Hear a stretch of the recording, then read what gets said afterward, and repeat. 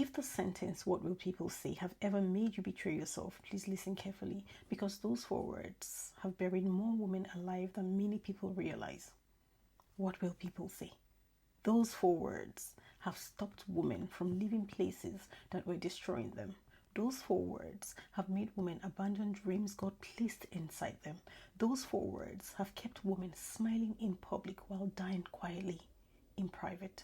Those 4 words have made women choose reputation over safety, approval over truth, image over healing, and silence over freedom. And some of you, including myself, know exactly what that feels like. You knew something was wrong. You knew the relationship was draining you. You knew the marriage had become a place of emotional suffocation. You knew the family system was toxic. You knew the church environment was no longer safe. You knew the dream was calling you. You knew God placed more inside you than the life you were living. But every time you tried to move, a voice rose up inside you. What will people say? What will they say if I leave? What will they say if I start again? What will they say if I speak? What will they say if I fail? What will they say if I choose myself? What will they say if I stop pretending? What will they say if I become more than they expected me to become? And slowly, you stopped living by conviction. You started living by audience. That is the trap. Because what will people say does not always sound like fear at first. Sometimes it sounds like wisdom. It sounds like caution. It sounds like maturity. It sounds like keeping the peace. It sounds like protecting the family name. It sounds like not embarrassing anyone. It sounds like being responsible. It sounds like being a good woman. But underneath it, many times, is bondage. Bondage to approval, bondage to image, bondage to culture, bondage to people who will talk whether you live or die. And this is what makes it so dangerous. The people you are afraid of are often not the ones carrying the cost of your silence.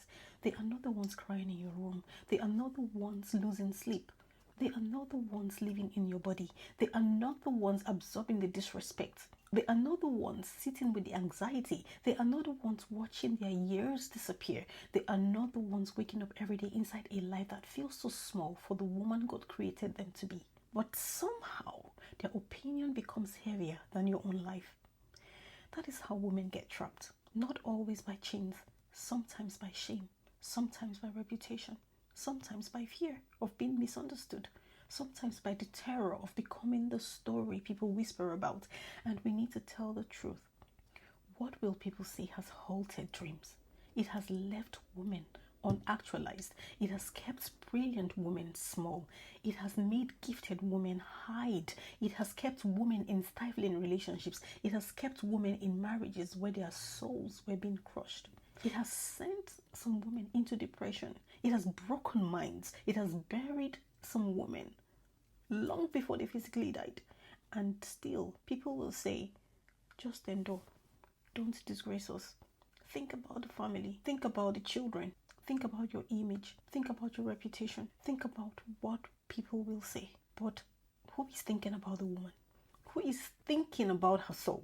Who is thinking about the dream she abandoned? Who is thinking about the life she never lived? Who is thinking about the mental health she sacrificed? Who is thinking about the God-given potential she buried so other people could feel comfortable with her silence? That is the question. Because sometimes society does not want women to be whole. It wants them to be respectable. And respectability can become a prison when it requires a woman to disappear quietly. Some women are not unhappy because they lack purpose. They are unhappy because they have been living edited lives. Edited for culture, edited for family, edited for church, edited for marriage, edited for men, edited for public approval, edited until the real woman is almost unrecognizable. And the sad thing is, even after all the editing, people will still talk. They will talk if you stay. They will talk if you leave. They will talk if you suffer. They will talk if you heal. They will talk if you rise. They will talk if you fail. They will talk if you're quiet. They will talk if you speak. So, if people will talk anyway, why should their mouth become the prison where your life dies? Let that sit. Why should people's mouths become the prison where your life dies? Because the truth is, you cannot fulfill your God-given assignment while being governed by everyone else's opinion. You cannot become who God called you to be while constantly shrinking to remain acceptable to people who do not carry your destiny. You cannot walk in truth while being addicted to approval. You cannot heal while protecting the image of what harmed you. You cannot live fully while asking permission from fear. At some point, a woman has to decide, do I want approval or do I want to be free? Do I want to be understood or do I want to be whole? Do I want to look respectable or do I want to live truthfully? Do I want applause from people or do I want alignment with God? Because sometimes your freedom will offend people who benefited from your fear. Your healing will offend people who preferred you silent. Your decision will offend people who wanted access to your life without responsibility for your pain. Your becoming will offend people who only knew how to relate to the smaller version of you. But let them be offended. Their discomfort is not divine instruction. Their gossip is not God's voice. Their judgment is not your assignment. And their opinion is not the throne your life is supposed to bow to.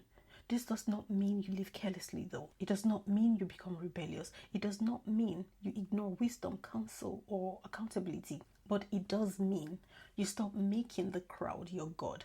Because when people's approval becomes your God, their disappointment becomes your hell. And many women have been living in that hell for years. Afraid to move, afraid to choose, afraid to speak, afraid to leave, afraid to start, afraid to become, afraid to disappoint people who were never going to be satisfied anyway. But the moment you have had enough of living for the approval of others, that is when you genuinely begin to live. Not perform, live. Not survive, live. Not pretend, live. Not maintain an image, live. You begin to ask, what does truth require of me? What does wisdom require of me? What does healing require of me? What does God require of me? What does the woman I am becoming require of me? And those questions begin to return you to yourself, because you were not created to be a prisoner of public opinion. You were not created to sacrifice your destiny at the altar of what people say. You were not created to live a life so carefully managed that your soul never gets to breathe. You were not created to stay in places that destroy you just because leaving will create conversation. You were not created to keep smiling while your spirit is begging for rescue. You were created with purpose, with dignity, with voice, with responsibility before God. And one day, you will have to answer for the life you lived, not the life people approved of. That is the sobering truth. The crowd will not stand before God on your behalf and explain why you buried your gifts. They will not answer for the years you lost. They will not answer for the dreams you abandoned. They will not answer for the truth you swallowed. They will not answer for the woman you never became because you were too afraid of their mouths. You will have to live with the cost of your choices. So choose with clarity, choose with wisdom, choose with God, choose with truth, choose with the understanding that gossip is temporary, but the consequences of self-betrayal can last for years. And if you are listening to this and you know what will people say has been controlling you, hear me clearly. You are not weak. You were conditioned. You were trained to fear shame more than stagnation. You were trained to fear people's opinion more than your own disappearance. You were trained to preserve image even when reality was bleeding. But now you are waking up. And waking up means you stop asking, what will people say? As if their opinion is the final authority. You start asking, what will become of me if I keep living like this? That question will save you. What will become of my mind? What will become of my health? What will become of my calling? What will become of my children if they watch me model self-abandonment? What will become of my relationship with God if I keep choosing fear over obedience? What will become of my life if I keep postponing truth? Because sometimes the real tragedy is not what people will say. The real tragedy is what fear will cost you. This is Redefine Your Narrative. And maybe the narrative you need to redefine is this: I will not lose the life God gave me because I am afraid of mouths who cannot answer for my destiny. God bless you.